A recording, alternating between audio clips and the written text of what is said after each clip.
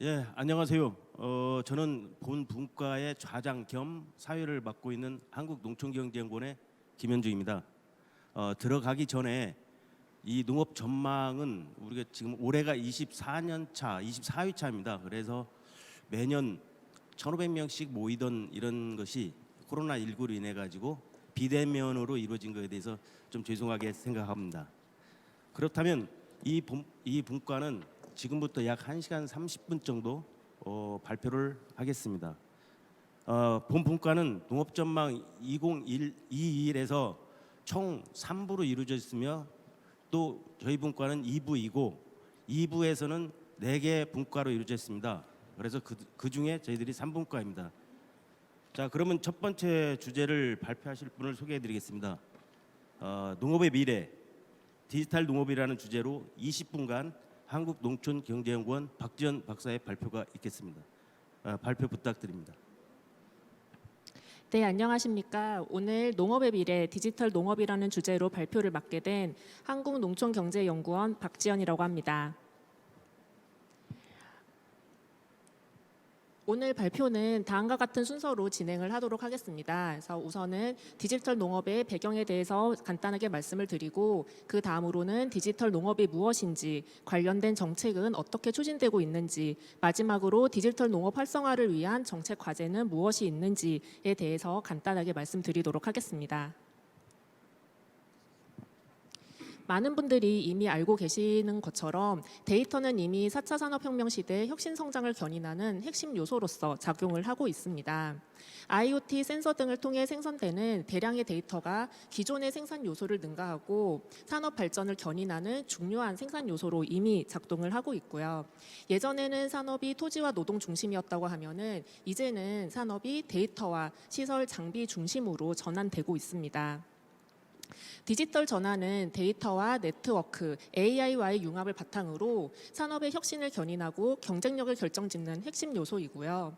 특히 작년과 올해 계속 지속되고 있는 코로나19로 인해서 디지털 전환이 더욱더 가속화되고 또 디지털 역량의 중요성을 재확인하는 기회가 되기도 하였습니다.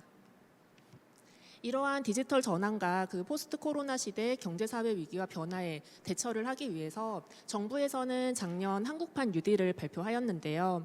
한국판 뉴딜의 목적은 추격형에서 선도형 경제로, 탄소 의존형에서 저탄소 경제로, 그리고 불평등 사회에서 포용 사회로의 전환을 목표로 하고 있습니다. 이러한 한국판 뉴딜은 디지털 뉴딜과 그린 뉴딜이라는 두 개의 축으로 구성이 되어 있고 특히 디지털 뉴딜은 경제 전반의 디지털 혁신 및 확산, 디지털 경제 DNA 생태계 강화, 비대면 산업 육성, SOC 디지털화 같은 전체 산업의 디지털 전환을 목표로 하고 있습니다. 농식품 분야 관련하여 한국판 뉴딜에 포함된 정책 사업들도 다양하게 있는데요. 특히 디지털 뉴딜 쪽에는 스마트팜이나 무인 자동화 농업 기반 구축, 그리고 농축산물 온라인 경매 시스템과 같이 총 14개의 사업이 포함되어 있습니다.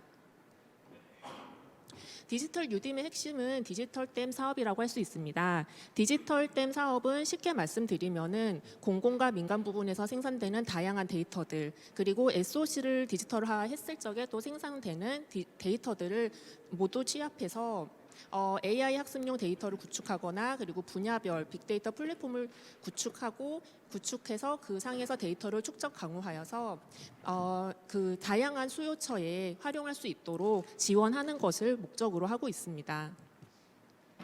농업 부분도 다른 산업들과 마찬가지로 디지털 전환을 꾸준히 지속해서 추진을 하고 있고요. 특히 지금 전 세계가 코로나19에 대응하는 상황에서도 디지털 농업의 세계 시장 규모는 지금 빠르게 성장하고 있는 추세입니다. 그래서 해외의 그 스마트 농업 시장 규모 전망을 봤을 적에 2020년 지금 140억 달러 정도 수준으로 이제 전망이 되었는데 매년 10% 가량 성장을 해서 2025년에는 220억 달러에 이를 것으로 전망을 하고 있습니다. 이러한 디지털 농업은 다양한 농업계가 맞닥뜨리고 있는 과제들을 좀 해결하는 데 기여할 수 있을 것으로 예상이 되고 있는데요. 글로벌 농업의 과제라고 한다면 인구 증가로 인한 수요 증가라든지 자원 고갈, 그리고 기후 변화 심화로 인한 농업 생산성 저하, 그리고 자원의 비효율성과 먹거리 양극화 등이 있고요. 그리고 우리 농업 또한 농업 생산성 정체라든지 그리고 농업 인구의 감소, 소득 격차 심화, 그리고 기후 변화, 환경 오염과 같은 다양한 과제를 지금 가지고 있는 상황입니다. 물론 이 디지털 농업이 이 모든 과제를 해결할 수는 없겠지만은 이러한 과제들을 해결할 수 있는 다양한 방안 중 하나로 지금 꾸준히 제시되고 있습니다. 그러면 데이터 기반 디지털 농업이 과연 무엇인가 잠깐 살펴보도록 하겠습니다. 디지털 농업이라는 개념이 최근 들어 갑자기 생겨난 개념이라고 보기는 어렵고요. 기존에 있었던 정밀 농업이나 그리고 스마트 농업이 발전한 개념이라고 이해를 해주시면 될 것 같습니다.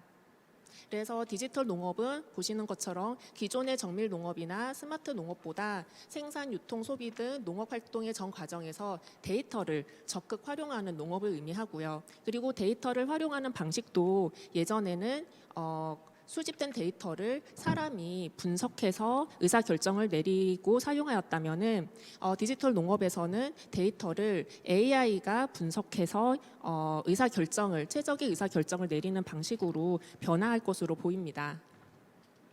이처럼 디지털 농업은 IoT 센서 등에서 생산되는 다양한 데이터가 농업 데이터 플랫폼으로 수집이 되고 플랫폼상에서 AI 등이 데이터를 분석 그리고 도출된 최적의 의사결정이 다시 현장으로 적용되는 농업을 의미합니다. 이러한 디지털 농업에 이제 저희가 다양한 효과를 기대를 하고 있는데요. 우선 무엇보다도 그 자동 환경 제어를 통해서 생산성을 향상시킬 수 있지 않을까. 그리고 노동력 절감이라든지 이로 인한 식량 안보 등과 같은 생산성 향상을 기대할 수 있고요. 두 번째로는 유통 효율성 개선, 그리고 부가가치 창출, 식품의 안정성 증대와 같은 신가치 창출, 그리고 세 번째로는 그 다양한 자원을 최적으로 이용함으로 인한 자원 고갈에 대응하고 그리고 기후 변화에 대응할 수 있고 온실가스를 감축할 수 있는 기후 변화 대응 지속 가능 농업을 이룰 수 있지 않을까. 그리고 마지막으로는 다양한 기술들과 연계해서 농업의 범위를 확대할 수 있을 것으로 기대하고 있습니다. 그 다음으로는 디지털 농업 관련 정책들의 추진 현황을 살펴보도록 하겠습니다. 그래서 농식품부를 비롯해서 여러 부처에서 그 스마트 농업, 디지털 농업에 관련된 다양한 정책들을 꾸준히 추진하고 있는데요. 저는 그 정책을 크게 세 가지로 카테고리화하였습니다. 그래서 우선은 ICT 기기 보급을 통한 스마트 농업의 확산 정책인데요. 대표적인 정책으로는 시설 현대화 사업과 그리고 ICT 융복합 확산 스마트팜 시설 보급 지원 사업이 있겠습니다. 그리고 두 번째로는 스마트 농업의 거점을 육성을 해서 거점을 중심으로 기술 혁신이 전파될 수 있도록 하는 정책이 있는데요. 대표적인 정책으로는 스마트팜 혁신밸리와 스마트 축산 단지 구축 등이 있습니다. 마지막으로는 이제 최근에는 지금까지 확산된 스마트 팜에서 생산되는 데이터를 적극적으로 활용하고자 하는 정책들이 다수 추진이 되고 있습니다. 그래서 관련된 정책으로는 농업 부분의 빅데이터 플랫폼 구축이라든지 스마트 농업 빅데이터 플랫폼 구축, 그리고 스마트팜 다부처 패키지 혁신기술 개발 사업에서도 일부 그러한 내용이 포함되어 있고요. 그리고 농업 부분에서도 데이터화 그리고 디지털 전환이 지금 빠르게 진행이 됨에 따라서 관련 조직이 신설이 되고 있습니다. 그래서 농식품부에서는 빅데이터 전략 담당관이 신설이 되었고 농진청에서도 농업 빅데이터 일자리 팀이 신설이 되었습니다. 그리고 최근에는 이제 농진청에서 디지털 농업 추진단을 발족을 해서 디지털 농업에 대해서 더욱더 적극적으로 대응하겠다라고 발표를 하였습니다. 디지털 농업 관련 현황을 살펴보면은 아직까지 스마트팜이 전체 농업에서 차지하고 있는 비중은 크지 않은 것으로 보입니다. 보시면은 시설 원예 같은 경우에는 스마트팜이 전체의 7.7%, 스마트 축사는 4.5%에 지나지 않지만 증가 속도를 보시면은 시설 원예 같은 경우에는 2014년에서 19년 5년 사이에 13배 이상 증가를 하였고요. 스마트 축사 같은 경우에는 동기간에 100배 이상 빠르게 증가하고 있는 모습을 보이고 있습니다. 이처럼 스마트 농업은 빠르게 증가를 하고 있지만 스마트팜에서 생산되고 있는 데이터를 실제 농가들이 어떻게 활용하고 있는가를 살펴보면은 조금은 다른 양상을 보이고 있습니다. 그래서 이와 관련된 것들을 조사를 하기 위해서 저희 연구원에서 자체적으로 작년에 조사를 하였는데요. 양돈 농가의 ICT 기기 도입 및 데이터 관련 실태 조사를 작년 300 농가를 대상으로 조사를 한 결과 조사 농가의 47.3%가 ICT 기기를 한 개 이상 설치하였다. 쉽게 말하면은 스마트 축사를 도입하였다라고 응답을 하였고요. 하지만은 그 ICT 기기에서 데이터를 생산하고 있는 농가는 18.7%. 그러니까 기기를 설치한 농가의 절반 이하만이 데이터를 생산을 하고 있다라고 응답을 하였습니다. 그리고 생산한 데이터를 활용하고 있는 농가는 13.3%, 그리고 데이터를 수집 및 저장하는 농가는 11.7%, 그리고 외부와 그 데이터를 공유하고 있는 농가는 2.3%에 지나지 않는 것으로 나타나서 하드웨어 보급에 비해서 데이터 활용률은 아직까지는 저조한 실태다라고 말씀드릴 수 있을 것 같습니다. 마지막으로 디지털 농업 활성화를 위한 정책 과제를 말씀드리도록 하겠습니다. 저희는 그 디지털 농업 활성화를 위한 정책 과제를 크게 6가지의 키워드로 제시를 하였는데요. 민간 중심, 그리고 금융, 그리고 법제도 거버넌스, 데이터 수집, 혁신 확산, 인력 이렇게 6가지로 말씀을 드리도록 하겠습니다. 우선 첫 번째는 민간 중심의 디지털 농업 활성화를 위한 농산업 기업 참여 유도입니다. 많은 분들이 아시겠지만은 디지털 농업의 확산 그리고 농업의 혁신 성장을 위해서는 민간 주체의 참여와 그리고 민간 부분으로부터의 혁신 촉발이 필수적이라고 할 수 있습니다. 이를 위해서는 민간 주체들의 참여와 혁신 활동을 지원할 수 있는 환경 조성이 필요한데요. 다시 말해서 이런 환경 조성이 이런 환경을 조성하는 것이 공공 부분의 주요 역할이다라고 말씀을 드리고 싶습니다. 그리고 그 다음으로는 기술 금융 활성화를 통한 디지털 농업 지원인데요. 디지털 농업 활성화를 위해서는 관련 R&D와 함께 그 R&D의 성과가 사업화가 되고 현장으로 보급될 수 있도록 하는 것이 매우 필수적이라고 할 수 있습니다. 그래서 신기술을 사업화해서 시장에 진입시키기 위해서는 그 사업화에 드는 자금이 원활하게 공급되는 것이 매우 중요한 문제인데요. 이를 위해서는 지금 저희는 R&D 사업화 실용화의 공공협력 체계 구축이라든지 그리고 농업 부분의 전문 가치평가 고도화를 통해서 이러한 기술 금융을 좀 활성화시킬 수 있지 않을까라고 제시를 하였습니다. 그리고 세 번째는 디지털 농업 육성을 위한 법제도 거버넌스 구축인데요. 현재 정부에서는 그 농업의 데이터화 그리고 디지털화를 위해서 꾸준히 노력을 하고 있기는 하지만 데이터 관련 정책의 주관 부서가 아직은 명확하지 않고 관련 부서가 전 부서별로 산재되어 있는 모습을 보이고 있습니다. 따라서 이를 조금 더 효율적으로 추진을 하기 위해서는 농업용 빅데이터 제공 및 이용 활성화에 관한 법률을 정립을 하고 기본 계획 수립이 필요하고요. 그리고 이를 담당할 주관 부서가 명확하게 지정이 되어야 될 것 같습니다. 그리고 관련해서 유관 기관과의 거버넌스도 효율적으로 구축이 될 필요가 있고요.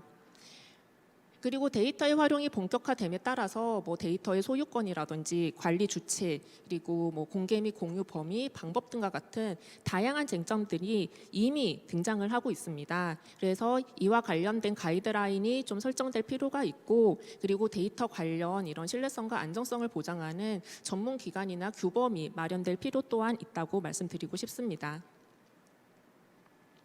네, 그 다음으로는 데이터 활용도 제고를 위한 농업 데이터 수집 체계 개선인데요. 이때까지는 생산성 향상이라는 목적을 위주로 이제 데이터를 주로 수집을 하였다면은 이제는 다양한 활용 목적에 맞게 데이터 수집 항목을 다양화하고 수집 체계 또한 좀 체계적으로 가져갈 필요가 있다라고 말씀을 드리고 싶습니다. 현재는 스마트팜에서 수집되는 데이터의 품질과 수집 체계가 농가별 그리고 ICT 기기별 다르기 때문에 일괄적인 수집과 활용이 어려운 상황입니다. 그래서 ICT가 생산하는 그 데이터에 관한 최소한의 기준, 가이드라인이 제시될 필요가 있고요. 그리고 이미 지금도 굉장히 많은 데이터가 농업 쪽 데이터가 생산되고 수집이 되고 있는데 이 데이터량은 기하급수적으로 증가할 것으로 예상이 되고 있습니다. 그래서 따라서 농업 데이터의 수집, 분석, 활용 등을 통합적으로 관리 운영하는 전담 기관이 필요하지 않을까라고 말씀을 드리고 싶습니다. 네, 그 다음으로는 플랫폼을 통한 데이터 기반 혁신 확산 체계 구축인데요. 이는 쉽게 말씀드리면은 농가에서 생산된 생산 데이터, 그리고 유통과 소비 단계에서 발생하는 데이터, 그리고 공공 데이터를 수집하고 분석 가공해서 관련 주체에게 제공할 수 있는 데이터 플랫폼 기반의 성과 확산 체계를 구축할 필요가 있다라는 얘기고요. 그리고 과학 농정을 구현하기 위해서는 농정 데이터 플랫폼 또한 필요한 상황입니다. 그리고 지금 이미 제공되고 있는 공공 데이터 또한 개방성과 접근성을 개선할 필요가 있고, 그리고 데이터 중심의 수집 분석 활용을 위한 시스템 개발 등과 더불어서 마케팅 비즈니스 모델, 디자인 사업 등과 같은 비R&D성 지원 또한 확대가 되어야 할 필요가 있다라고 말씀을 드리고 싶습니다. 그리고 마지막으로는 농업인의 디지털 역량 강화 및 디지털 농업 전문 인력 육성인데요. 지금까지는 농업인이 재배 기술만 충분히 가지고 있다면은 농업 생산 활동에 큰 문제가 없었지만, 농업이 규모화되고 고도화되고 또 데이터 기반 농업으로의 전환이 이루어짐에 따라서 재배 기술 이외에 또 다른 새로운 기술이 농업인들에게 추가적으로 요구가 되고 있는 상황입니다. 그래서 농업인들이 생산 활동에 필요한 디지털 역량 교육을 받을 수 있고, 그리고 스마트팜이나 데이터 활용과 같은 디지털 활용의 어려움을 해결할 수 있는 교육 및 지원 프로그램이 지금 현장에서는 절실하게 필요한 상황이고요. 그리고 농업인뿐만 아니라 스마트팜이 확산되고 데이터 기반 농업으로 전환하기 위해서는 관련 전문 인력 양성 또한 필수적이라고 할 수 있습니다. 그래서 스마트팜 운영을 지원하고 스마트팜 관련 전후방 산업에서 활약할 수 있는 전문 인력의 양성 또한 매우 시급한 문제라고 말씀드리고 싶습니다. 네, 이상 디지털 농업에 관한 발표였고요. 경청해 주셔서 감사합니다. 네, 수고하셨습니다. 오늘 박지현 박사 발표는 그 주 내용이 한국판 뉴딜 정책 중의 그 한 축인 그 디지털 뉴딜 정책을 농업에 어떻게 체계적으로 접목함으로써 우리 농업의 미래가 희망적일 수 있도록 노력하자는 그런 발표인 것 같습니다. 박지현 박사님 수고하셨습니다. 이번에는 그 두 번째로 발표하실 분을 소개해드리겠습니다. 그린 뉴딜 시대 저탄소 농업으로 전환이라는 주제로 한국농촌경제연구원 정학균 박사입니다. 정학균 박사는 온실가스 감축 적응이라든지 완화에 대한 연구, 기후변화 영향평가 등 연구, 이상기후가 농업 부분에 미치는 경제적 영향 분석 등을 연구한 바 있습니다. 정학균 박사님 발표를 시작해 주시죠. 네, 안녕하십니까. 방금 소개받은 한국농촌경제연구원의 정학균이라고 합니다. 저는 이 시간 그린 뉴딜 시대 저탄소 농업으로의 전환이라는 주제로 발표를 드리도록 하겠습니다. 발표드릴 순서는 먼저 탄소 중립 목표와 농업 부문의 의의, 그리고 저탄소 농업 추진 현황, 그리고 마지막으로 저탄소 농업 전환을 위한 과제 순으로 말씀을 드리겠습니다. 잘 아시다시피 기후 변화는 현재 메가 트렌드가 되고 있습니다. 과거 100년 동안 1도가 상승했는데요. 이 1도 상승은 과거 자연 상태에서 상승했던 수준보다 25배 정도 많이 상승한 수준입니다. 그리고 이러한 기후 변화는 앞으로도 더욱 가속화될 것으로 그렇게 전망이 되고 있습니다. 이러한 기후 변화에 의해서 향후 10년 이내에 발생할 수 있는 위험의 가능성과 영향력에 대해서 분류를 했는데요. 바로 기후변화 대응 실패가 굉장히 높은 순위에 분류되어 있습니다. 이러한 기후변화에 대응해서 유럽연합, 일본, 중국 이러한 세계 각국에서 127개 국가에서 탄소 중립을 선언하거나 추진 중에 있습니다. 곧 취임 예정인 바이든 당선인도 선거 공약에서 탄소 중립을 선언했습니다.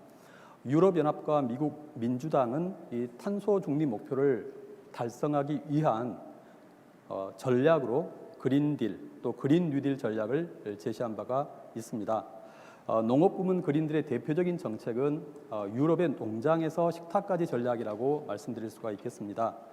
그림에서 보시는 것처럼 농장에서 즉 생산 단계에서 또 가공 단계에서 유통 단계에서 소비 단계에서 전 영역에서 온실가스를 줄이기 위한 그러한 대안들이 제시되고 있습니다. 예를 들면 사료 첨가물 시장을 활성화시켜서 가축이 먹는 사료를 고품질의 사료로 또는 첨가물을 넣어서 탄소가 적게 발생할 수 있는 그러한 대안들이 제시가 되고 있습니다. 이러한 세계의 흐름에 대응해서 우리나라도 작년 10월 28일 문재인 대통령이 탄소 중립 목표를 선언을 했습니다. 그보다 3개월 전에 한국판 그린 뉴딜 종합 계획이 발표가 되었었고요. 그리고 탄소 중립 목표가 선언된 이후에 이어서 탄소 중립 추진 전략이 12월에 발표가 되었습니다. 그리고 장기 저탄소 발전 전략이 유엔에 제출되었고요. 그리고 금년 1분기에 농식품부에서 기후변화 대응 기본 계획을 수립할 계획을 제시를 했습니다. 탄소 중립 전략 추진 전략을 간략하게 보면 이 비전은 탄소 중립 그리고 경제 성장, 삶의 질 향상 동시 달성이 제시가 되었습니다. 그리고 이것을 달성하기 위한 제도적인 기반 강화 측면에서는 재정, 또 녹색 금융, R&D 그리고 국제 협력이 제시가 되었습니다. 농업 분야의 배출량은 과거 10년간 일정하게 유지가 되고 있는 상황입니다. 그 이유는 농작물 재배에 의한 배출량은 재배 면적이 감소하면서 소폭 감소하지만 축산의 경우에는 사육 두수가 지속적으로 증가하면서 축산 배출량이 증가하기 때문입니다. 이러한 과거 10년의 추세는 앞으로 10년, 즉 2030년까지도 유지될 것으로 전망이 되고 있습니다. 농업 부문의 탄소 배출에 대해서 조금만 더 말씀을 드리면 우선 농업 분야의 배출원은 축산 분야에서는 장내 발효, 가축 분자 처리가 주로 얘기가 되고 있고요. 경종 분야에서는 벼 재배, 농경지 토양, 작물 잔사 소각에서 온실가스가 배출이 됩니다. 벼 재배에서도 온실가스가 배출이 되는데요. 그 이유는 유기물이 혐기 분해되면서 거기에서 온실가스가 배출이 됩니다. 이러한 농업 분야 배출원 그리고 온실가스는 주로 메탄과 아산화질소가 배출이 되는데요. 이러한 농업 분야에서 배출은 2018년 기준으로 보면 전체 국가 총 배출량인 7억 2,700만 톤의 약 2.9%를 차지하고 있는 2,100만 톤에 달하고 있습니다. 물론 이 비중이 크다고 말할 수는 없지만 농업 분야에서 또 유통 가공 분야까지 확대를 시키고 식품 분야까지 확대를 시키면 이 비중은 더 크게 늘어날 것으로 그렇게 예상이 되고요. 그리고 이제 농축산 분야 방금 말씀드린 배출원에서 배출되는 배출량은 벼 재배에서 30% 정도로 가장 큰 비중을 차지하고 있고 농경지 토양, 가축 분자 처리, 장내 반려 순으로 그렇게 배출이 되고 있습니다. 또 하나 이제 말씀드리지 않은 부분이 바로 에너지 부분인데요. 농기계 사용이랄지 그리고 온실가스를 배출하는 것이 또 시설 하우스에서도 배출이 되고 있습니다. 이러한 어떤 에너지 부분의 양은 1,100만 톤 정도. 그래서 전체 3,160만 톤 정도가 농업 부분에서 배출이 되고 있습니다. 그런데 이러한 농업 분야에서 배출되는 온실가스를 감축시키지 않고 만약 2050년까지 간다고 가정을 해보면 그 감축시키지 않음에 따라서 탄소 중립 정책에 따라서 이 배출권을 구입해야 되는, 다시 말하면 농업 입장에서는 비용 증가로 발생이 되게 되겠습니다. 그런 측면에서 세 가지 시나리오를 도입해서 어느 정도 비용이 추정이 되는지를 살펴보았습니다. 먼저 첫 번째 시나리오는 톤당 10,000원입니다. 지금 현재 자발적 감축 사업에 의해서 인센티브로 10,000원을 주고 있기 때문에 이 시나리오가 설정이 되었고요. 두 번째 시나리오는 현재 탄소 배출권 거래 시장에서 거래되는 가격이 20,000원이 조금 넘습니다. 그래서 20,000원을 설정했고요. 세 번째 시나리오는 앞으로 탄소 중립을 위해서 이 배출권에 대한 수요가 계속 증가할 것이고 그에 따라서 가격도 증가할 것이기 때문에 그에 따라서 30,000원이라는 가격을 설정을 해보았습니다. 이렇게 세 가지 시나리오에 따라서 앞으로 비용이 발생하게 되는데 그 비용 추정 결과는 3억 3천억 원에서 9,500원 정도로 추정이 되었습니다. 그래서 농업 부문에 할당된 2030년 국가 온실가스 감축 의무를 충실히 이행하는 차원에서 그리고 2050년 탄소 중립 정책이 시행될 경우에 품목에 따라서는 생산이 축소될 수도 있는 그러한 상황에 대응하기 위해서라도 농업 분야에서 온실가스 감축은 반드시 필요하다라고 말씀드릴 수가 있겠습니다.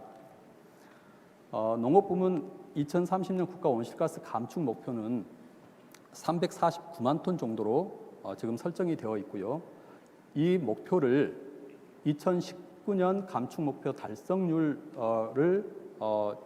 조사해 본 결과 물론 초과 달성한 수단도 있어서 전체를 합하면 100%가 넘지만 미달성 한 수단들만을 모아서 보면 64% 정도 달성된 것으로 그렇게 조사가 되었고요. 그러면 2030년 목표치는 어떻게 될 것인가 하는 것인데요. 저희가 로그 함수를 이용해서 과거 2019년까지의 달성 추세를 2030년까지 연장해 봤을 때 지열 히트펌프, 낙엽 보온 커튼, 그리고 보온 터널 자동 개폐 장치 정도만 달성이 되고 나머지 수단들은 달성이 쉽지 않은 것으로 그렇게 전망이 되었습니다. 저탄소 농업 정책에는 크게 세 가지가 있습니다. 자발적 감축 사업, 저탄소 농축산물 인증 제도, 그리고 탄소 배출권 외부 사업 이렇게 세 가지가 있는데요. 이 세 가지에 대해서 농업인의 인식을 설문조사해 보았습니다. 보면 그 저탄소 농업 정책에 대해서 들어보았다고 응답한 비중은 각각 60%, 58%, 41% 정도로 응답을 보였고요. 이 가운데 참여했느냐는 질문에 아니라고 응답한 비중이 50%, 72%, 74% 정도를 차지해서 미참여 비중이 굉장히 높은 것으로 나타났고요. 그래서 왜 참여하지 않는지 그 이유를 설문한 결과 참여 방법을 모른다는 응답이 53%, 42%, 59%로 상당히 높은 수준으로 가장 우선순위로 응답을 하였습니다. 그리고 더 나아가서 이제 간단 관계랄지 논물 약계 대기랄지 이러한 어떤 수단에 대해서 어떻게 인식하고 있는지를 물어봤는데요. 알고 있다는 응답 비중은 절반 정도 됐는데 그 수단들이 온실가스를 줄이는 수단인지를 알고 있는지에 대해서는 30% 정도만 알고 있다고 응답을 해서 인식도가 상당히 낮은 것으로 그렇게 조사가 되었습니다. 그러면 저탄소 농업 정책의 한계점은 무엇인가를 생각해 볼 때 우선 정책 제도의 각 정책 제도의 상호 보완성을 높이는 부분에서 좀 제한적이지 않는가 생각이 되어집니다. 예를 들면 자발적 감축 사업에서 1차 현장 검증된 정보들을 다른 사업, 저탄소 인증 농산물 인증 제도들할지 그리고 외부 사업이랄지 이런 곳에 활용할 수 있는데 그런 부분에 있어서는 좀 제한적이지 않는가 이렇게 생각이 되어지고요. 또 하나는 비용 효과적인 정책 수단 활용에 대해서 좀 고려가 미흡한 것으로 그렇게 보여집니다. 그리고 온실가스 감축과 관련된 지원 정책은 얘기가 되지만 반대로 규제나 페널티와 관련된 그러한 정책은 검토된 바가 없다라고 하는 부분입니다. 그리고 마지막으로 현행 지원 정책에 관한 현장의 인지도도 앞서 말씀드린 대로 설문조사 결과를 보면 굉장히 낮은 것으로 그렇게 조사가 되었습니다. 그래서 저탄소 농업 전환을 위한 과제를 고려해 보았는데요. 우선 저탄소 농업 전환을 위한 전략적 접근이 필요하다라고 말씀드릴 수가 있겠습니다.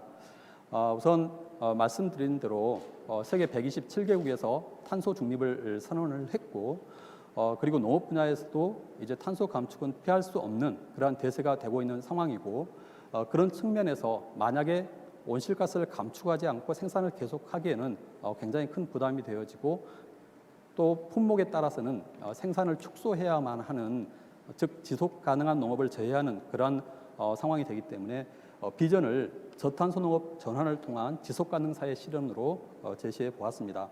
그리고 목표는 2030년 우선 단기적으로 국가 온실가스 감축 목표인 349만 톤을 감축하는 것으로 제시했고요.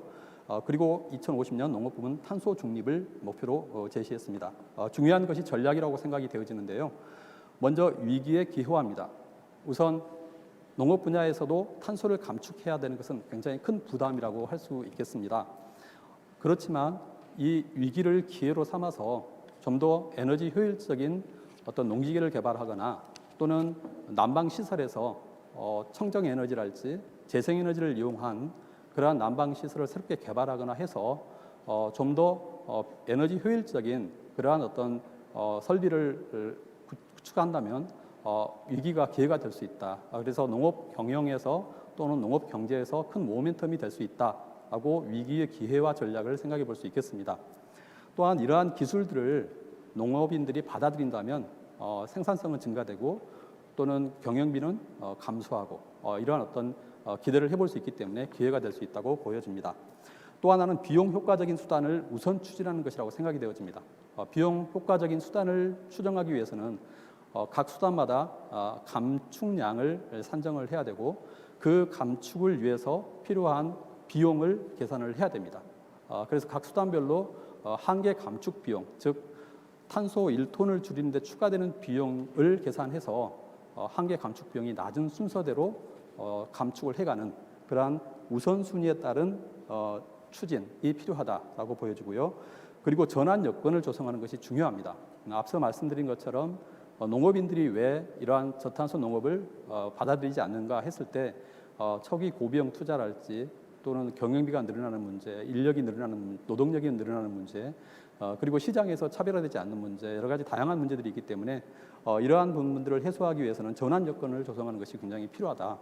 그리고 마지막으로 적극적인 시장 활용도 중요한 필요한 그러한 전략이라고 볼 수 있겠습니다. 그리고 이제 관행 농업에서 저탄소 농업으로의 획기적인 전환이 필요하다고 보여지는데요. 우선 기후변화 대응은 적응과 완화가 있습니다. 근데 적응의 경우에는 농업인들이 직접 피부에 와닿고 만약 적응을 하지 않으면 생산량이 감소하기 때문에 농업인들이 적응을 해야 될 유인이 있습니다. 하지만 감축의 경우에는 지역 단위로 농가 단위로 할당이 되지 않는 이상 어떻게 보면 다른 사람이 감축하면 되는 것입니다. 즉 온실가스 감축에 따른 어떤 손해랄지 또 어려움이랄지 이런 부분들을 피하려고 하는 그런 부분이 있기 때문에 감축의 경우에는 국가가 개입을 해야 되는 충분한 이유가 있다고 보여집니다. 그런 측면에서 앞으로 전환 여건을 조성하는 것이 굉장히 중요하고요. 그리고 저탄소 농업 사례로 들을 수 있는 부분이 비에너지 부문 경종, 비에너지 부문 축산, 그리고 에너지 부문 이렇게 나눠볼 수 있고요. 그리고 각각 흡수의 경우에는 비에너지 부문 흡수의 경우는 과수작물 활용 또는 토양 탄소 격리를 예로 들어볼 수가 있겠습니다. 그리고 비에너지 부문 축산의 경우에는 양질의 조사료, 저메탄 사료 등을 공급하는 것을 예로 들어볼 수가 있겠습니다. 그래서 우선적으로 중점적으로 향후에 추진해야 될 과제로 첫 번째 생각해 볼 수 있는 부분이 바로 계획을 수립하는 것이라고 생각이 되어집니다. 우선 저탄소 농업 추진 현황 그리고 정책을 체계적으로 분석을 하고 그리고 2050 탄소 중립 실현을 위한 전략적 접근 방법을 도출하는 것이 굉장히 중요하다고 생각이 되어집니다. 그리고 마지막으로 2050년 탄소 중립 실현을 위한 중점 및 세부 과제를 제시하는 그러한 순서로 계획을 체계적으로 수립하는 것이 첫 번째 중점 과제라고 보여집니다. 이어서 말씀드릴 수 있는 부분이 바로 인센티브 제공 부분인데요. 농업인들이 저탄소 농업 기술을 받아들이지 않는 이유가 말씀드렸던 것처럼 여러 가지 이유가 있습니다. 그 중에서도 소득 감소의 위험이랄지 또 가격 하락의 위험이랄지 경영비 상승의 위험이랄지 이런 부분들이 있습니다. 그런 부분들을 온실가스를 감축한 것에 대한 대응해서 상응하는 대가를 지불하는 것이 필요한데요. 특히 공익형 직불제 중에서 선택형 직불이 바로 그러한 탄소 감축 또는 환경 개선에 대한 직불금으로서 적절한 그러한 대안이 될 수 있다고 생각이 되어집니다. 그래서 감축 기술을 도입했을 때 추가되는 비용 또는 감소되는 소득을 보존해 주는 방법이나 또는 환경을 개선하는 것을 편익을 추정을 해서 그만큼 보존해 주는 방법으로 접근할 수 있을 것입니다. 그리고 이어서 이제 지원 정책들이 이제 있는데요. 세 가지 말씀을 드렸는데 그 각각에 대해서 개선점을 찾고 그 하나하나를 개선해 가면서 점차 확대해 가는 것이 중요하다고 생각이 되어집니다. 그 사례로 인증 제도를 들 수 있겠는데요. 현재 인증 제도의 경우에는 지금까지 많은 노력을 기울여 왔습니다만은 그럼에도 불구하고 현재 4천 농가 정도만 인증을 받은 상황입니다. 근데 이러한 인증 농산물이 소비자들에게 접근하기에는 굉장히 물량이 작고 그러기 때문에 미래에 인증 농가 확대를 통해서 소비자 접근성을 보다 향상시키는 노력이 중요하다고 하겠습니다. 또 하나는 이제 생산량이 늘어나고 그러면 거기에 따라서 다양한 매체를 통해서 인증 제품을 적극적으로 홍보하는 노력도 동시에 이루어지는 것이 필요하다고 보여집니다. 다음으로 이제 중점 추진 과제로 기술 개발 및 보급을 들 수 있겠는데요. 지금 현재 개발된 기술뿐만 아니고 보다 비용 효과적이고 그리고 농가들이 수용력을 제고할 수 있는 그러한 기술들을 적극적으로 개발하는 것이 굉장히 중요하다고 생각이 되어집니다. 또한 이러한 각각의 개발된 기술에 대해서 어떤 비용을 분석하고 또 감축량을 분석을 해서 우선순위를 설정하는 것도 굉장히 중요하다고 생각이 되어집니다. 또한 인식 전환도 빼놓을 수 없는 중점 과제라고 생각이 되어집니다. 특별히 정책 담당자 그리고 농업인들의 아까 인식을 보여드렸습니다만 인식도가 낮기 때문에 보다 인식을 제고시키기 위한 다양한 노력들, 특히 탄소 중립에 농업 부문에 미치는 영향이랄지 의의 같은 부분들도 잘 설명을 해서 인식도를 제고시키는 노력이 필요하다고 생각이 되어집니다. 이 사례는 이제 미국의 USDA에서 설립한 기후 허브라고 하는 사례가 되겠습니다. 기후 허브는 지역별 정보하고 기술을 개발하고 농가에게 공급해서 농업인들이 기후 정보 기반의 의사결정을 할 수 있도록 그렇게 지원하는 그러한 조직이라고 할 수 있겠습니다. 그래서 대학이랄지 또 농무부 연구기관 그리고 농무부 프로그램들 그리고 주정부, 민간 부문 이렇게 전부 연계해서 이 기후 허브를 만들고 이 기후 허브를 통해서 적절한 맞춤형 정보를 농업인들에게 제공해 주는 것입니다. 그렇게 해서 농업인들이 기후에 대응할 수 있도록 해주는데 이러한 조직 설립도 중요하다고 생각이 되어집니다. 또 하나가 이제 중점적으로 추진해야 될 과제가 바로 데이터 통합 관리 플랫폼을 제공하는 것이라고 보여지고요. 이건 앞서서 말씀드린 것과 연계가 될 수 있겠습니다. 그리고 이제 마지막으로 중장기적으로 추진해야 될 과제로는 탄소 중립 달성을 식품 체인 전체에서 하는 것입니다.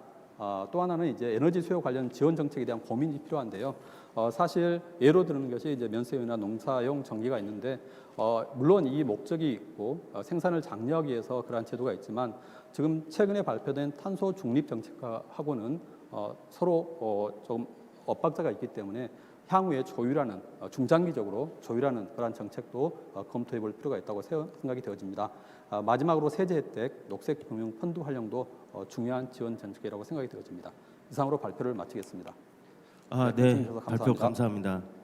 오늘 정학균 박사 발표는 국제적으로나 국내적으로 저탄소 정책이 부각되는 이런 상황에서 우리 농업이 저탄소 농업으로 전환의 필요성 그리고 현재 추진하고 있는 현황과 문제점 등을 분석해서 앞으로 우리 농업이 저탄소 농업으로 전환하기 위한 정책들과 과제 등을 제안하셨습니다.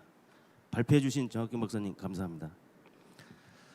오늘 그 두 분의 발표가 상 중요한 건데요. 두 분의 발표 내용은 최근에 우리 한국판 뉴딜 이런 정책에서 특히 그린 뉴딜과 디지털 뉴딜을 그 농업계에 적용해서 농업의 미래를 밝게 하자는 내용으로 이해가 됩니다.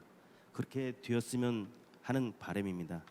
자, 발표 두 분의 것을 마치고 토론을 해주셔야 될 것 같은데요. 먼저 그 토론자를 소개해드리면 저 오른쪽부터 말씀드리면 한국환경정책평가연구원의 최열아 본부장님이십니다. 감사합니다. 다음은 국립농업과학원의 안옥선 당장님. 네, 감사합니다. 다음에는 그 과학기술정책연구원의 이주량 본부장님. 감사합니다. 네, 마지막으로 농림축산식품부 송남근 과장님입니다. 네, 감사합니다. 그 토론 순서는 저 뭐 아까 소개해드렸던 대로 저 우측부터 하는 게 어떨까 하는 생각인데요. 그 시간이 거의 딱 5분 정도씩 하시면 한 20분이 되고 10분 남았을 때 이 발표자들이 그 응답하는, 그리고 또 여기 온라인으로 질문하시는 것들에 대해서 발표하는, 답변하는 그런 시간으로 갖도록 하겠습니다. 그렇다면 그 최열아 본부장님 토론 부탁드립니다. 네, 안녕하십니까. 환경정책평가연구원의 최열아입니다. 오늘 두 분의 발표 모두 잘 들었습니다. 다 아시다시피 지금 탄소 중립이 선언되면서 농업뿐이 아니라 이제 각 여러 뭐 산업, 수송, 뭐 전환 여러 부문에서 어떻게 하면 2050년까지 탄소 중립을 실현할 수 있을까에 대한 이제 탄소 중립 시나리오를 지금 열심히 개발을 하고 있고, 올 6월까지 시나리오를 완성하는 것을 목표로 추진을 하고 있습니다. 그런 이제 배경 아래 이제 농업 부문에서도 어떻게 하면 온실가스를 그러니까 뭐 감축은 이제 해야 되기로 다 같이 이제 저희는 전 세계적으로 동의를 했다고 보는 거고, 그리고 이제 해야 되는데 어떻게 하면 가장 합리적으로 비용 효율적으로 최적화할 수 있을까, 이제 이런 것에 대한 논의를 굉장히 빠른 시간 안에 이제 해 나가는 것이 이제 정부에서 추진하고 있는 것이고, 그것에 맞추어서 이제 농경연에서도 이제 많은 준비를 하고 계실 것 같습니다. 지금 아까 이제 농업 부문 온실가스 배출량을 보여주셨는데요. 그러니까 보시면 저도 보니까 뭐 거의 이렇게 큰 변화가 없이 배출량이 이제 유지되고 있는, 이렇다고 이제 보여지더라고요. 그래서 농업 부문의 온실가스 배출량은 뭐 더 저보다 잘 아시겠지만 얼마나 생산하느냐, 그럼 생산량은 또 얼마만큼 수요가 있느냐, 수요에 또 영향을 받을 거고, 그리고 또 이제 탄소 중립이라는 게 배출량이 흡수량과 같은 거니까 농업 부문은 또 흡수원으로도 작용을 할 수 있을 것 같아서 흡수량과도 또 연관이 있을 것 같습니다. 그러면 이제 농업 부문의 배출량이 그 앞에 이제 저희 오늘의 이제 큰 주제가 농업 전망에 대해서 이야기를 하는 거니까 저는 이제 그 기후 변화 정책에 대한 통합 분석을 하고 각 부문별로 대책들에 대한 비용 편입 분석도 하고 이렇게 하면서, 그럼 앞으로의 이제 농업 부문의 배출량을 할 때 그러면 뭐 사회상의 변화에 따라서 이제 농작물 수요가 변화할 거고, 그것에 의해서 생산량이 변화할 거고, 그럼 배출량도 변화할 것 같아서 그것에 대한 것도 이제 저희가 장기 목표로 추진을 하고 있기 때문에 좀 잘 검토를 해봤으면 좋겠다는 말씀을 드리고 싶고요. 그리고 이제 온실가스 배출 저감을 할 때는 이제 여러 가지 이제 배출 저감 대책이 있을 텐데, 근데 저도 이제 다른 제가 하고 있는 뭐 여러 과제를 통해서 농업 부분의 감축 수단을 한번 살펴보았는데 뭐 그렇게 많지는 않더라고요. 오늘 보여주신 것도 뭐 그렇게 제가 모르던 뭐가 무슨 획기적인 대책이 아직 있는 것 같지는 않고, 이런 대책들이 있는데 여기에 이제 아까 비용 효과적으로 그것에 따라서 우선순위를 정한다고 이제 말씀을 해주셨어요. 근데 이 비용 효과를 할 때 농업 부문은 아까 말씀드린 대로 이제 뭐 이 중간에 배출원으로도 작용하고 흡수원으로도 작용하고, 또 농업 부문이 가장 그 감축 정책에도 포함되어 있고, 그다음에 온실가스 기후변화 적응 정책에도 포함되어 있고, 이렇게 다 걸리는 이렇게 연계 분석을 반드시 해야만 하는 것들이 많더라고요. 그래서 저희가 이제 그 감축 적응 연계 분석이라는 과제를 수행을 하고 있는데요. 그때 보면 이제 우선순위가 어떤 것이 가장 비용 효과적인가에 대한 순서가 이제 어떠한 공편익을 포함시키느냐. 그래서 뭐 에너지 저감량을 해서 그것에 대한 비용을 포함시키면 우선순위가 확 바뀌더라고요. 예를 들어서 뭐 논물 얕게 되기 이런 것들이 그냥 처음에는 굉장히 저감을 위한 비용 편익 쪽으로 우수한 되게 이제 싸게 드는 대책들이니까 하고 나왔으나 이제 나중에 에너지 절감량까지를 편익으로 포함을 해서 계산을 해보면 이제 순서가 많이 바뀌는 뭐 이런 것들이 있어서 좀 그 농업 부문에 이러한 대책으로 의해서 생길 수 있는 뭐 생산량 증가라던가 뭐 에너지 저감량이라던가 이렇게 좀 크게 보고 그 통합적으로 비용 효과 분석을 공편위까지 모두 포함시켜서 봤으면 좋겠고, 또 농업 부분은 감축도 해야 되고 적응도 해야 되는 그 부문이기 때문에 굉장히 연계성이 크기 때문에 앞으로 대책을 수립했을 때도 좀 한꺼번에 보면서 이왕이면 그 하나의 돌로 두 마리 토끼를 잡을 수 있는 그런 대책을 만들면 좋을 것 같습니다. 네, 이상입니다. 네, 토론 감사합니다. 주둔 내용이 뭐 정부에서 탄소 중립이라는 것에 대해서 많은 관심을 가지고 있는데 농업 부분도 뒤에 발맞춰서 이모저모 다 따져서 좀 정밀하게 계획을 세우는 게 어떠냐라는 말씀인 것 같습니다. 예, 다음은 그 안옥선 당장님 부탁드릴게요. 네, 농촌진흥청에서 저탄소 농업기술 연구단장을 맡고 있는 안옥선입니다. 두 분의 주제 발표 잘 들었습니다.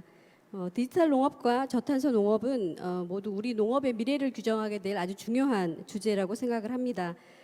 저는 농촌진흥청에서 농업 기후변화 대응과 관련된 연구 사업단을 담당하고 있어서 일단 저탄소 농업과 관련된 부분을 좀 주로 말씀을 드리고 연계해서 디지털 농업에 대해서 한두 가지 질문을 드리고자 합니다. 농촌진흥청에서는 기후변화와 관련돼서 2009년도부터 연구를 추진해 왔고요. 지난해부터는 학계나 산업계 등과 협력해서 기후변화 대응 연구에 힘을 쏟고 있습니다. 작년부터 새롭게 시작한 신농업 기후변화 대응 체계 구축 사업은 2027년까지 8개년 동안 진행될 계획입니다. 크게는 4개 중점 분야로 진행이 되는데요. 첫 번째는 농업 부분의 생산 환경 변동 예측과 평가, 그리고 두 번째 분야는 기후 적응형 농축산 재배 사양 기술 개발, 그리고 세 번째 분야는 농업 기상재 피해 저감 기술 개발이고요. 네 번째 분야가 오늘 이제 발표해 주신 주제와 연관되는 기후 변화 완화와 저탄소 농업 기술 개발입니다. 국가 온실가스 감축 목표 중에서 농업 부분의 온실가스 감축 목표 달성을 위한 그 농축산 분야의 온실가스 계측과 관리 기술을 비롯해서 농축산 부문의 탄소 흡수량 평가, 그리고 온실가스 감축 기술 현장 실용화, 그리고 신재생 에너지 활용과 에너지 효율화 기술 등을 이제 개발하는 것을 포함시키고 있습니다. 농업 분야의 온실가스 감축과 관련해서 지금까지 이제 연구된 부분을 잠깐 말씀을 드리면 국가 고유 온실가스 배출 계수를 이제 축산 분야의 6종 그리고 경종 분야의 24종에서 30여 종을 개발을 해서 온실가스 배출량 산정에 활용을 하고 있고요. 그리고 매년 이제 그 국가 온실가스 배출량 산정을 또 경종 분야, 축산 분야를 담당을 해오고 있습니다. 그리고 온실가스 감축을 위한 그 감축 기술도 17여 종을 이제 재배 기술 분야에서 개발을 하고 이것을 이제 농업농촌 자발적 온실가스 감축 사업으로도 활용을 하고 있습니다.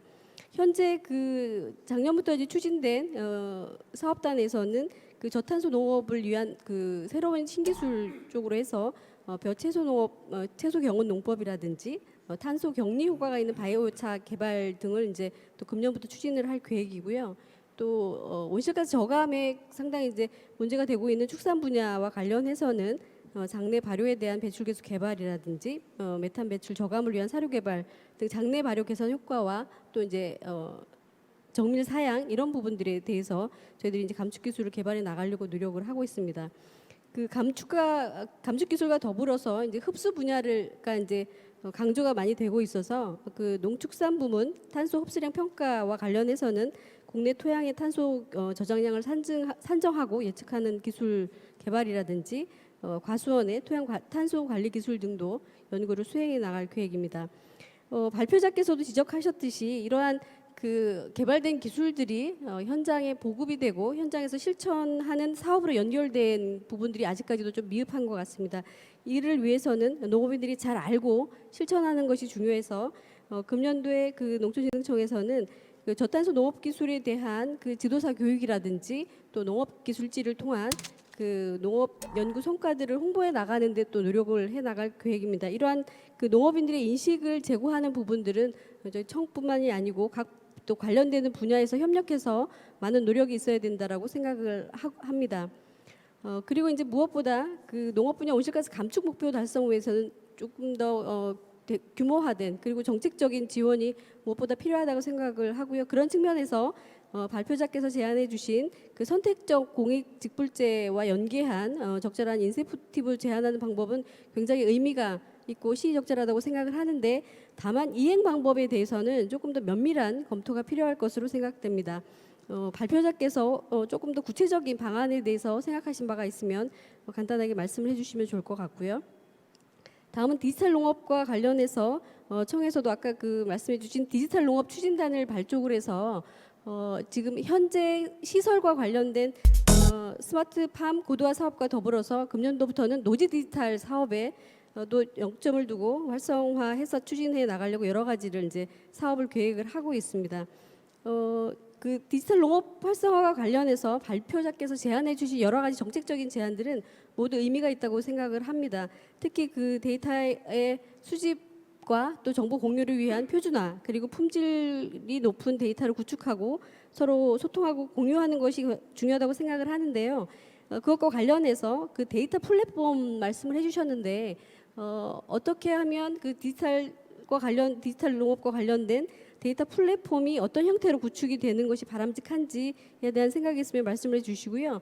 아까 그 저탄소 농업과 관련해서도 또 기후 데이터 통합 관리 플랫폼이라고 하는 말씀을 해주셨는데 그것과도 어떻게 연계가 되면 조금 더 디지털 농업과 그리고 저탄소 농업이 같이 윈윈해서 갈 수 있을지에 대한 의견이 있으시면 말씀해 주시면 감사하겠습니다.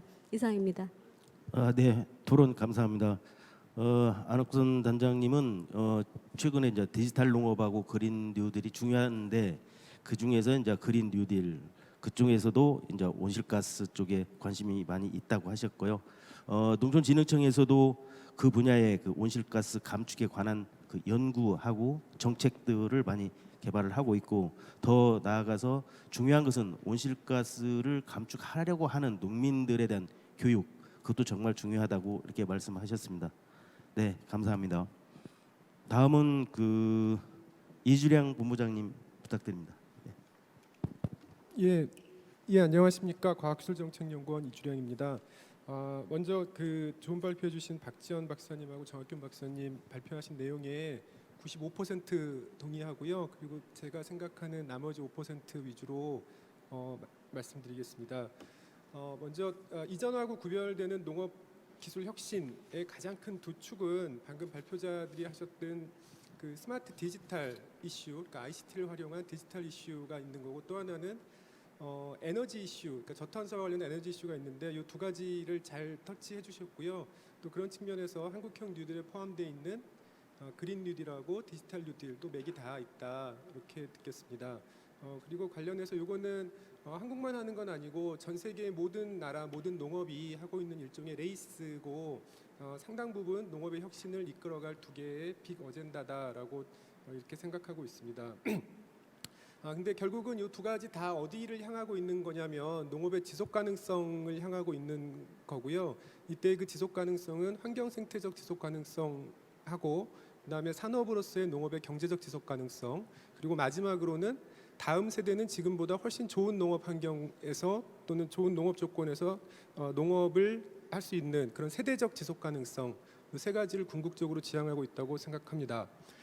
먼저 디지털 농업과 관련해서는 일단 제가 관찰하는 거는 그 한국에서도 두 가지 그 움직임이 있다라고 보이는 건데요. 하나는 농업계 외부에 있던 ICT 전문가들이 농업 스마트 디지털 농업을 향해서 들어오는 이 아웃바운드 움직임이 있는 거고요. 또 하나는 선도농들이 현장 필요를 해결하기 위한 수단으로서 스마트 디지털을 강력하게 탑재하는 이런 그 인바운드의 디지털 농업 혁신 움직임이 있다라고 저는 관찰하고 있습니다. 근데 두 가지가 상당히 특색이 있고 다른데 누가 잘하느냐, 누가 먼저 잘할 거냐는 조금 다른 얘기지만 둘은 완전히 다른 특색을 가지고 있다라고 보입니다. 먼저 농업계 내부에서 출발하셨던 분들이 농업의 문제에 대한 또 현상에 대한 또 한계에 대한 것들을 명확히 인식하고 그걸 토대로 기술을 개발하고 또 많은 재원을 정책 자금에 의존하고 있다고 하면 그 농업계 외부에서 스마트 농업을 하기 위해서 농업을 일종의 애플리케이션 영역으로 보시는 분들은 투자 자금 위주로 이렇게 진입하고 있고 현상 문제에 대한 인식은 조금 부족하지만 또 농업에 대한 철학은 조금 부족하지만 기술 방법론상에서는 상당한 우위에 있다라고 저는 판단하고 있습니다. 그래서 정부 정책은 양쪽을 잘 그 시너지를 낼 수 있는 그런 방향으로 흘러줬으면 좋겠다라고 생각합니다. 그 다음에 또 하나 두 번째 얘기는 우리가 디지털 농업, 스마트 농업을 하나의 바디로 이렇게 접근하는 경향이 있는데요. 디지털 농업은 두 개의 메인 바디가 있다라고 보입니다. 첫 번째는 현장의 경쟁력을 높이고 또 농업의 경쟁력을 높이기 위한 시장 중심, 현장 중심의 접근, 그러니까 농업을 산업적으로 바라보는 접근이 있는데요.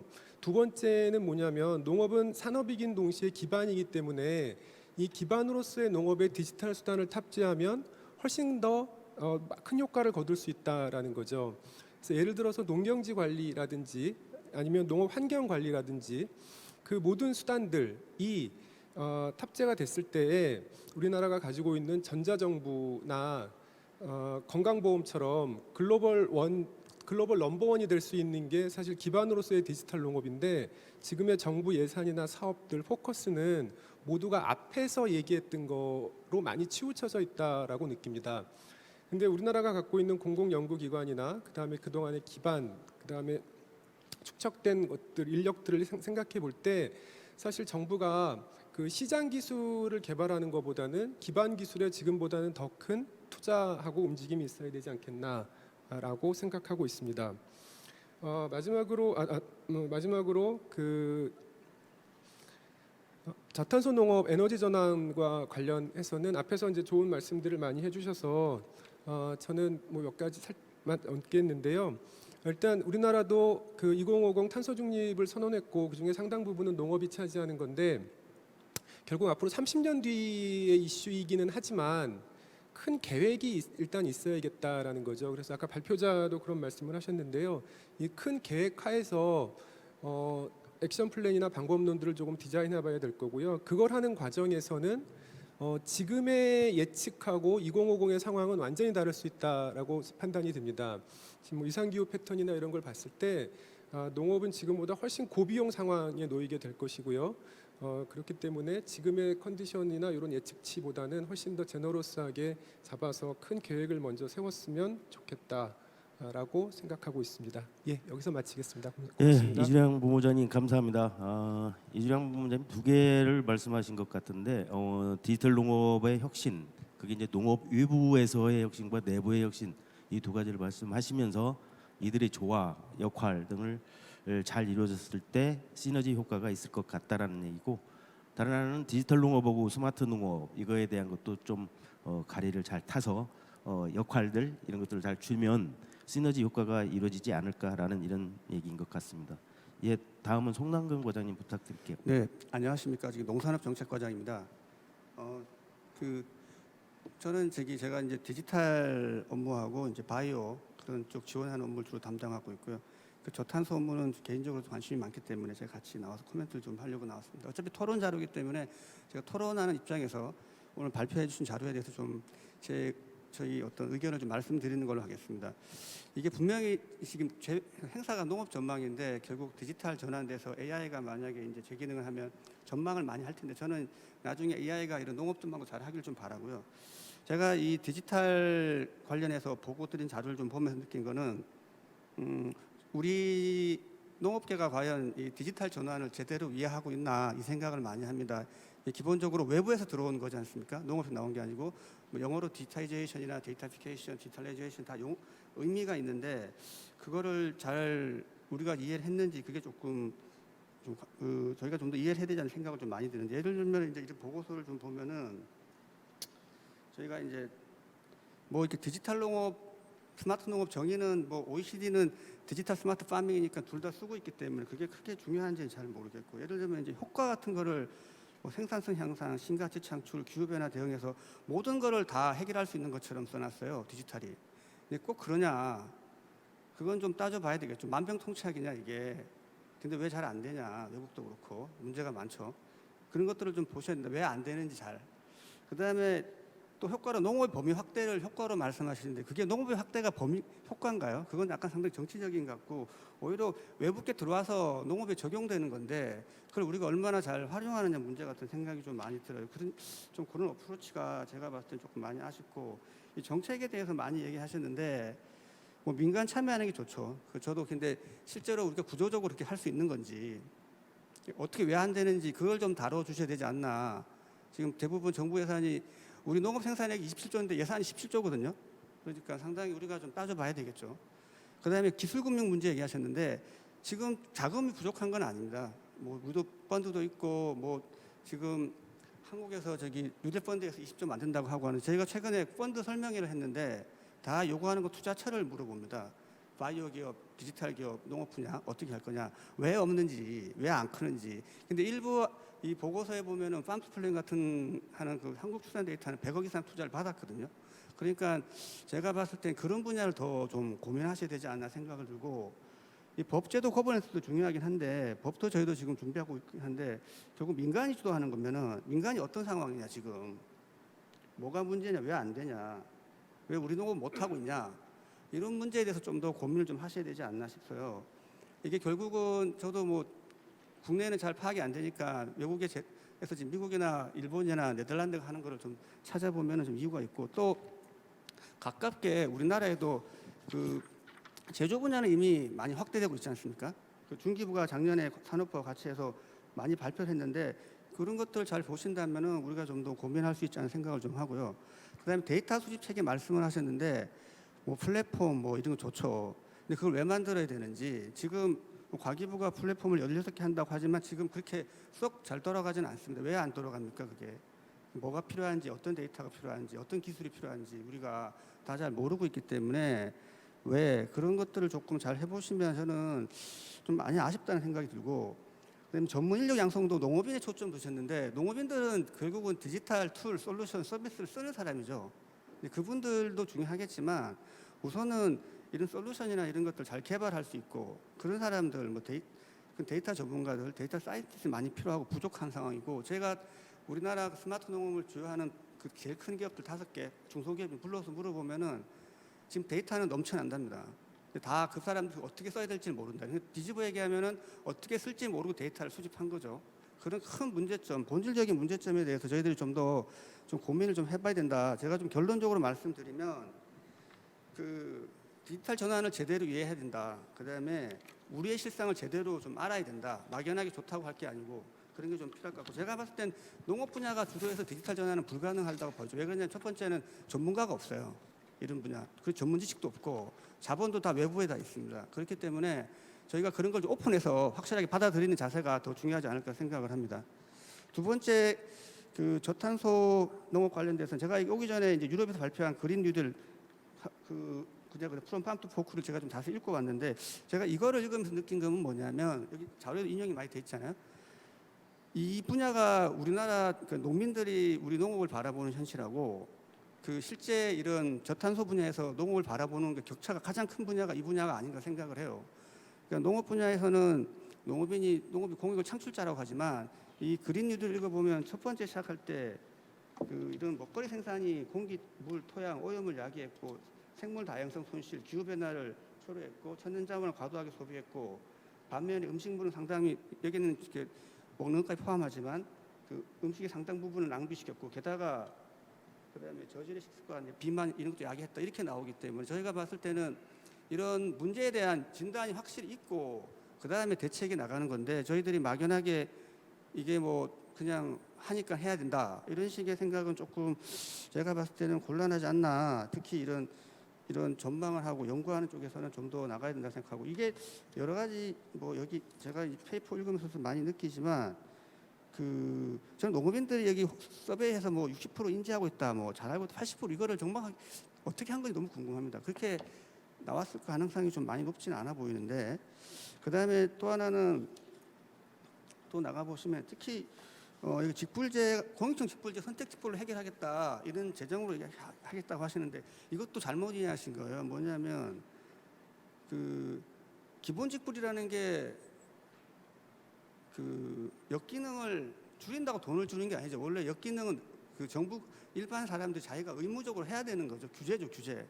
대신 이제 기존에 주던 걸 연결시킨 거기 때문에 규제는 지금 유럽은 강화되고 있죠, 그죠? 그럼 어떻게 있는 규제, 퍼블릭 배드를 줄일 거냐, 농민들이 어떻게 동참하게 자기가 의무적으로 해야 되는 건데 그걸 어떻게 하게 할 거냐, 인식하게 할 거냐가 더 중요한 거지. 자꾸 돈을 줘서 그다음에 선택적 지불 같은 걸 많이 늘려서 하겠다는 것을, 저는 이런 것들을 이렇게 할 수 있을지도 잘 모르겠지만 재정 부담이라는 게 어마어마한 거기 때문에 그런 부담에 대해서 우리가 인식 전환이 좀 더 필요하지 않을까 하는 생각을 합니다. 물론 정책적으로 노력 안 한다는 말씀은 아니지만 이제 그런 부분에 대해서도 이렇게 좀 쉽게 말할 수가 없지 않나 하는 생각을 좀 많이 하고 있고요. 그리고 제일 중요한 게 그겁니다. 뭐냐면 만약에 이게 이렇게 가장 중요한 이슈고 기후 변화가 그러면은 이게 정책 목적으로 우선 우리가 정하고 거기에 맞춰 정책이 상충되는 걸 다 잡아야 되겠죠. 그죠? 코헤런스를 높여야 되는데 이런 분야에 대해 저희가 좀 더 고민을 좀 더 많이 해야 되지 않을까 저는 그렇게 생각을 합니다. 뭐 저기 실무적으로 얘기를 들어보면은 농업 분야는 지금 그 식품을 뺀 단순 농업만 보면은 그 실제로 그 배출을 계속 하게 되기 때문에 거기서 완전히 제로화할 수는 없다고 얘기를 하고 있는데 저희가 이제 어떻게 좀 더 할지는 정책적으로 여기 제안되는 것들은 다 좋은 제안이라 생각하고요. 같이 좀 고민해 나가도록 하겠습니다. 감사합니다.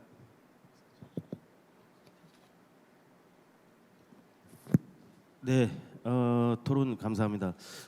사실 이게 이제 전망대회인데 전망보다는 정책 과제에 대해서 많이 얘기를 한 것 같다. 특히 이제 뭐 정책들의 민간 참여를 강조하고 있고 기술도 뭐 자금이 부족하지 않는데 그런 것도 얘기하고 있고 그다음에 데이터 체계 데이터도 많고 많이 있다라는 또 전문가 육성도 누구를 육성해야 하는지라는 여러 가지 그 얘기를 하셨는데 이것은 뭐 이게 전망대회이기 때문에 아마 그 담당자는 어느 정도 알고는 있겠지만 구체적으로 얘기는 하지 않은 것으로 그렇게 생각합니다. 그래서 혹시 토론자님하고 발표자님이 뭐 주에 이거 끝난 후에 같이 얘기하셔도 될 것 같고요. 저탄소 농업에 대해서는 뭐 입장이 상당히 그렇습니다.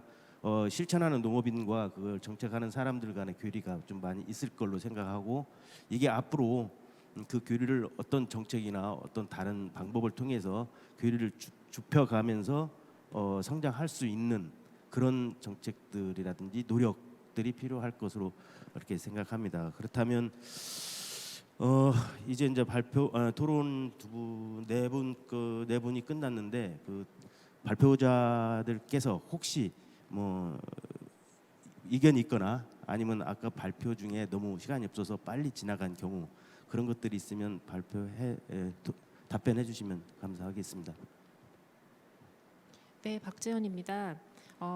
토론자님들께서 좋은 의견 많이 주셨고요. 그 안옥선 박사님께서 말씀하신 그 데이터 플랫폼 구축과 관련해서는 몇 가지 저의 의견을 말씀드리도록 하겠습니다.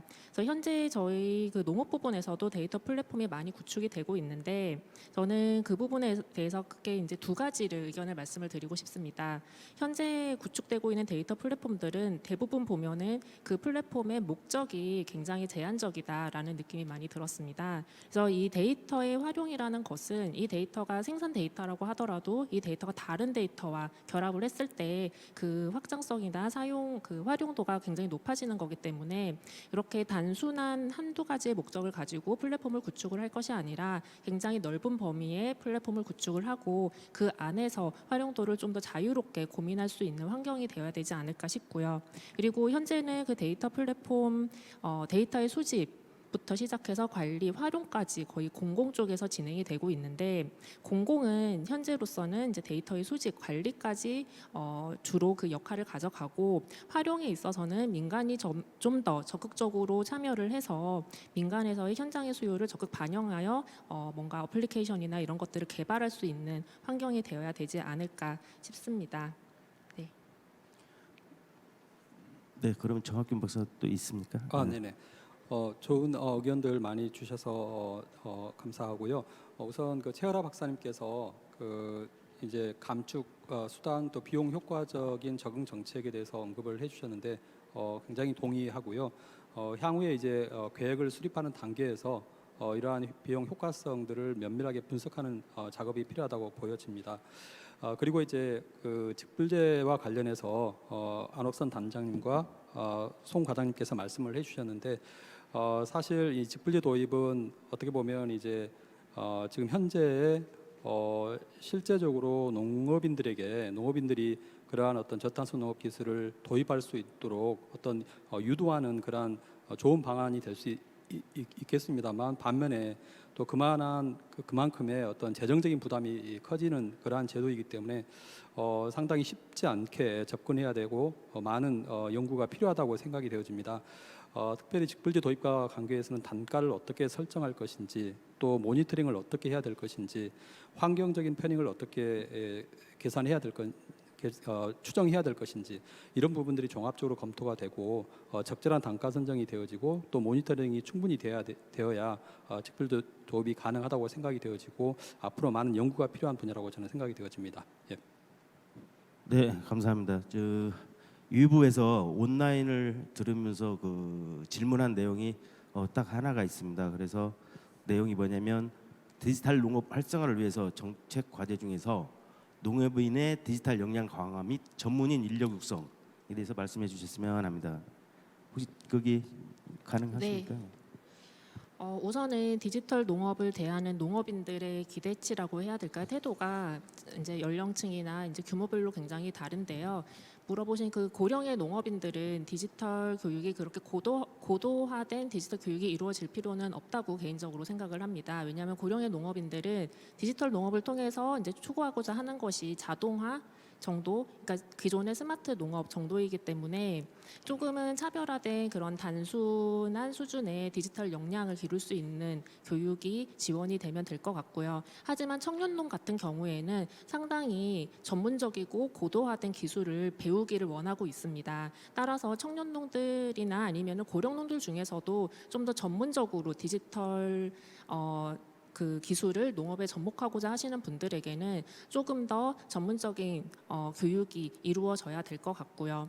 그리고 전문 인력 육성을 위한 체계가 있는지도 물어보셨는데 우선은 그 농촌 지도 조직, 그 공공 농촌 지도 조직에 계시는 그런 지도 인력들을 위한 교육은 지금 농진청에서 스마트팜이나 디지털 관련된 교육들이 이루어지고 있고요. 하지만은 스마트시티나 스마트 팩토리와 같은 다른 산업을 보면은 대학을 중심으로 해서 관련 인력을 육성을 하고 있습니다. 따라서 농업 부분도 이런 디지털 농업 이런 부분을 좀 더 활성화하기 위해서는 좀 민간 쪽에서도 디지털 관련된 전문 인력을 육성할 수 있는 좀 프로그램이 필요하지 않나라고 생각이 듭니다. 네, 감사합니다. 자, 오늘 발표 토론을 마치기 전에 공지사항을 말씀드리면 오늘 이 발표 자료는 우리 연구원 홈페이지에서 다시 볼 수도 있겠고요. 자료도 다운받을 수 있습니다. 많이 활용해 주시면 감사하겠고요. 긴 시간 동안 함께해 주신 그 발표자 두 분과 토론자 네 분, 그리고 인터넷으로 시청해 주신 모든 분들께 다시 감사 말씀을 드립니다. 이것으로 농업전망 2021 제2부 제3분과 한국판 뉴딜 농업의 과제라는 발표와 토론을 마치도록 하겠습니다. 예, 감사합니다.